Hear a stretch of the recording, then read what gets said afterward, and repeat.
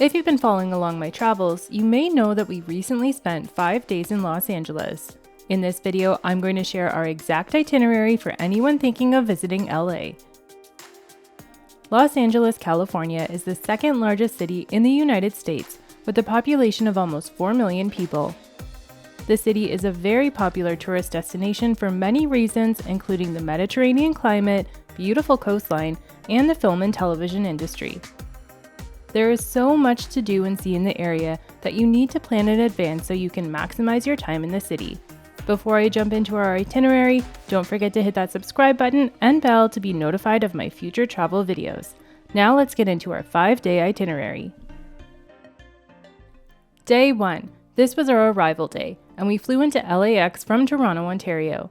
Then we took the free airport shuttle to pick up our rental car so that we could start exploring the city on our own schedule. And if you're in the city for a few days and want to cover a bigger area, I'd recommend renting a car and using Google Maps to navigate. But you can also use the public transit and Uber to avoid driving in LA traffic.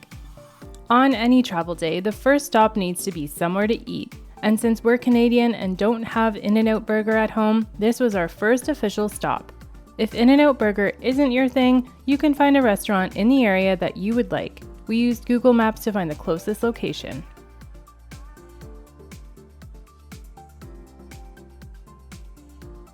Then our next stop was at our hotel, located in Marina del Rey, where we had to wait about an hour to check in. We decided to wait in the lobby so that we could drop off our bags before heading out to explore the area. And then we made it to the Santa Monica Pier for sunset.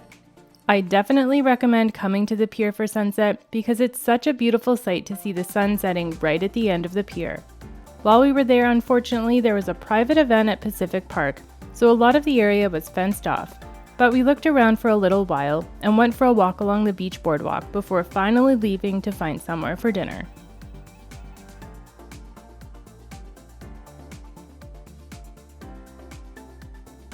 And since we were so tired after a long travel day, we went to a restaurant near our hotel for a quick dinner before calling it a night. Day 2. We spent the morning and early afternoon at Universal Studios Hollywood.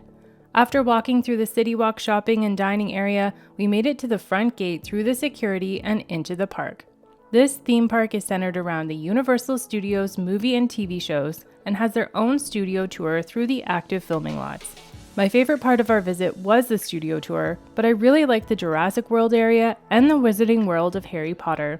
You can check out my full video on our Universal Studios tour and experience linked in the description below.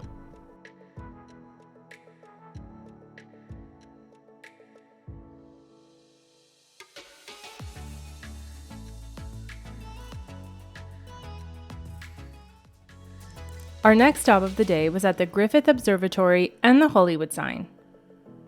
Another thing to add to your LA itinerary is coming to the Griffith Observatory. Not only can you visit the museum, but they have a beautiful view of the Hollywood sign as well.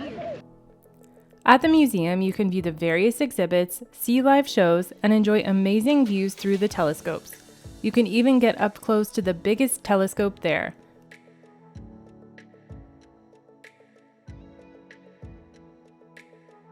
And when you're done at the museum, there are various viewpoints that offer great views of the city and the famous Hollywood sign.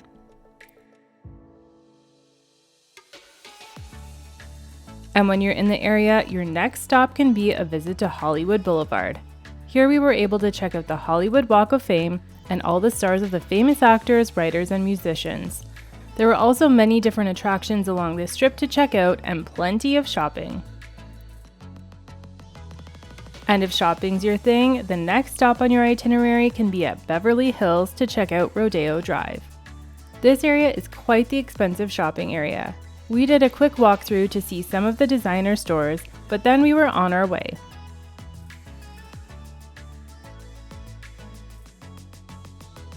We ended our evening at Firestone Walker Brewing Company for flights of beer and some delicious dinner. We really enjoyed this brewery and would definitely go back again. Day 3. We started our day at Dunkin' Donuts for breakfast. It was convenient and had a pretty good array of breakfast items. And as Canadians, it was a treat to try it because we don't have Dunkin' at home. But if you prefer healthier options, you could find another spot for breakfast. The size of their coffees was 100% worth the money.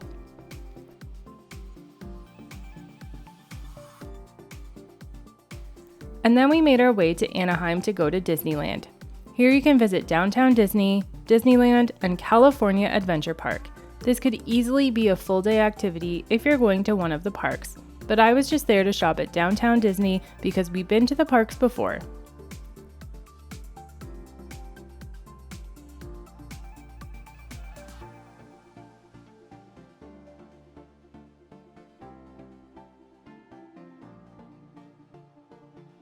Then for lunch, another US treat, Chick-fil-A, and it was pretty good. My favorite part was their wide array of sauces because I love dipping, and I pretty much tried every dipping sauce while I was there.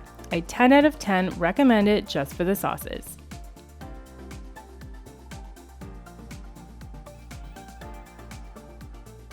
If you're planning a trip to LA, it will not be complete without stopping at Venice Beach. This popular beach location is known for its Muscle Beach, a beautiful sandy beach area if you want to sit beachfront, and there are tons of restaurants and shops in the area.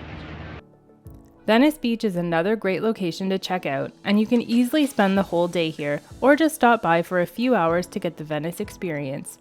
There's shopping, a great boardwalk that connects to the Santa Monica Pier, and you can also check out the new Muscle Beach. There was also a large skate park that attracts some pretty skilled skateboarders you can watch. I enjoyed walking along the beach here and the stunning ocean views. When you're down at Venice Beach, you should also come and check out the Venice canals. Here you can see tons of cute houses that are located along the canals, and it's a beautiful walking area. The Venice Canal area is pretty peaceful. There are usually quite a few tourists here, but for the most part they are respectful because this is a residential area. And the area is also used in many films and TV shows because it's so picturesque.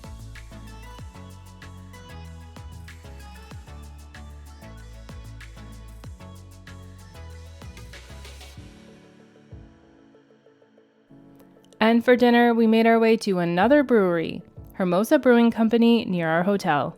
It was a busy place and we got one of the last tables. The beer and food was a 10 out of 10.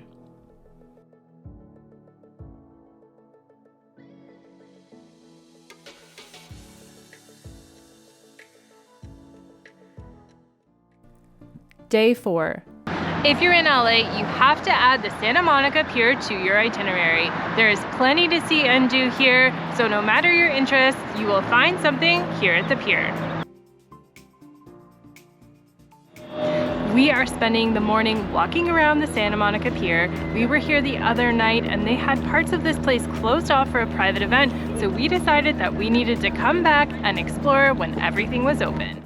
We were glad we came back to the Santa Monica Pier to explore during the day and visit Pacific Park. There were tons of rides you could pay to go on and carnival-type games as well at their midway. And if you're looking for a snack, there are different types of fast food and even restaurants available at the pier. You can also check out the sign marking the end of historic Route 66 and enjoy the ocean views.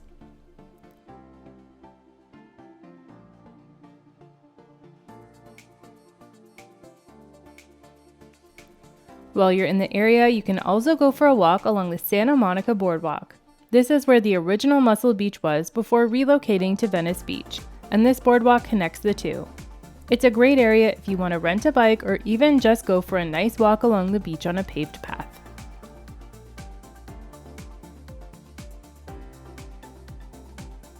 And then another spot to check out in the area is downtown Santa Monica.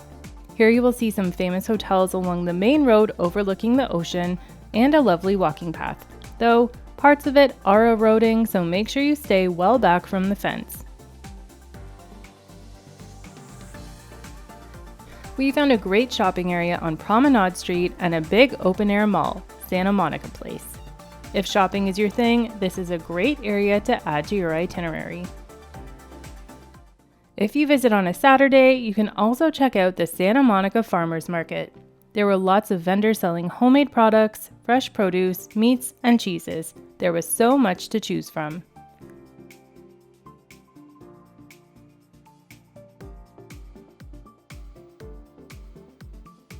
And then we hopped back in the car and headed up Highway 1 to check out the coastal drive. And I can confirm it's beautiful.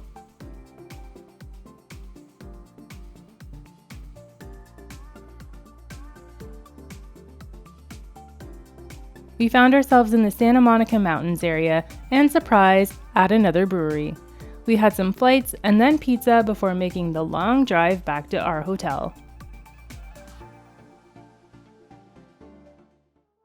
Day 5. We started our final day at Manhattan Beach after a quick breakfast nearby.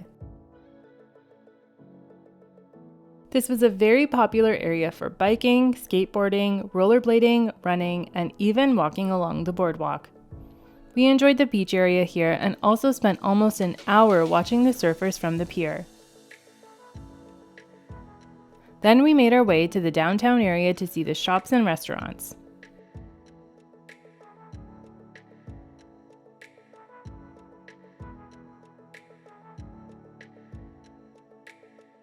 After that, we went to the Shake Shack for a final lunch.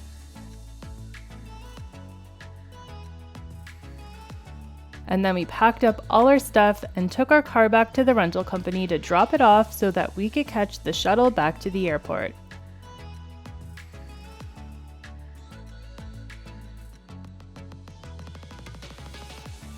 And that's how we spent 5 days in Los Angeles. Don't forget to check out some of my other LA videos to get more details on the activities and attractions in the area, linked in the description below. I hope this video can be helpful for you if you're planning your own vacation to LA, and as always, if you like this video, don't forget to leave a like and subscribe to my channel for more travel videos coming soon. Bye!